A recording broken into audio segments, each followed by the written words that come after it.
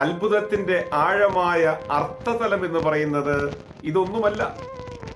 ആഹാരം കൊണ്ട് ജനം തൃപ്തരായതല്ല ഈ അത്ഭുതത്തിന്റെ അടിസ്ഥാന ചിന്താവിഷയം. കാൽവരിയിലെ കൊലക്കളത്തിൽ പീഡയുടെ ക്രൂശിന്മേൽ പിടഞ്ഞു മരിച്ച് സമർത്ഥമായ ആഹാരമായി പാനീയമായി തീർന്ന സാക്ഷാൽ നമ്മുടെ കർത്താവായ യേശു ക്രിസ്തുവാണ് ഏറ്റവും വലിയ അത്ഭുതമായി നിലനിൽക്കുന്നത്. അന്നേ ദിവസം തിന്ന അപ്പത്തിന്റെ സമൃദ്ധിയല്ല, മീനിന്റെ സമൃദ്ധിയല്ല, നിന്റെ ജീവിതത്തിന്റെ അന്ത്യത്തോളം കാൽവരിയുടെ മുകളിൽ നിനക്ക് വേണ്ടി ചൊരിയപ്പെട്ട രക്തവും ശരീരവും, അത് നിനക്ക് നിത്യമായ ഭക്ഷണമായി തീർന്നിരിക്കുകയാണ്. നാശമില്ലാത്ത ആഹാരമായി ദൈവം നിനക്ക് തന്നിരിക്കുകയാണ്. അവൻ നമുക്ക് വേണ്ടി ബലിയായി ഹോമിക്കപ്പെട്ടത് ആ കാൽവരിയുടെ